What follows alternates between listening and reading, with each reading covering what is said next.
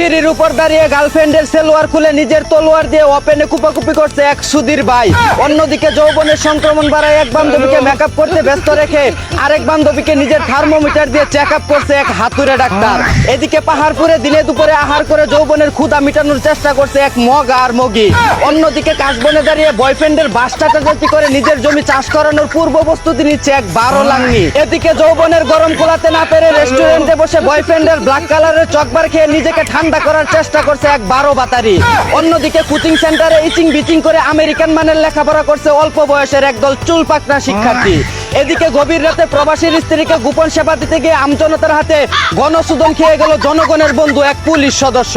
অন্যদিকে 3 বছর ধরে অন্যের স্ত্রীকে নিয়ে সংসার করা মামলায় ক্রিকেটার নাসির হোসেনকে বৈধভাবে খেলাধুলা করার জন্য খালাস দিল আদালত। এদিকে আবারও পেনাল্টি ভাতা পেয়ে শক্তিশালী আইসল্যান্ডকে 3-0 গোলে হারিয়ে দিল কমিটির দল আর্জেন্টিনা। একটা সময় কৃষকদের জন্য শেখ হাসিনা চালু করেছিল একটি বাড়ি একটি খামার প্রকল্প, আর এখন ফিফা আর্জেন্টিনার জন্য চালু করেছে একটি ম্যাচ একটি পেনাল্টি প্রকল্প। অন্যদিকে পতাকা টাঙ্গানোকে কেন্দ্র করে আর্জেন্টিনা সাপোর্টারকে পিটিয়ে মাথা ফাটিয়ে দিল এক চুদনা ব্রাজিল সাপোর্টার। এদিকে 30 শতক জমি বিক্রি করে 7.5 কিলোমিটার লম্বা জার্মানির পতাকা বানালেন এক ভক্সর জার্মান সাপোর্টার। অন্যদিকে বিশ্বকাপ উপলক্ষে বিনামূল্যে 70 লাখ কন্ডম বিতরণ করছে মেক্সিকো।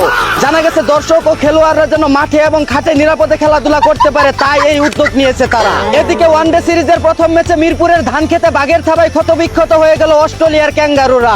অভিনন্দন টাইগার বাহিনী। অন্যদিকে চায়নাতে 34 তলা ফ্ল্যাট বাসা কেনার পর ক্রেতা জানতে পারলো ভবন ওই 32 তলা। বিষয়টা কেমন চুদরিং পং হয়ে গেল না? আগে জানতাম মানুষ ওজনে কম দেয়, ওমা এখন দেখি ফ্ল্যাটেও কম দেয়। এদিকে প্রধানমন্ত্রীর লাল টেলিফোনের তার চুরি করার পর এবার প্রবাসী মন্ত্রণালয়ের ল্যাপটপ চুরি করে পালিয়ে গেল এক চুদনা।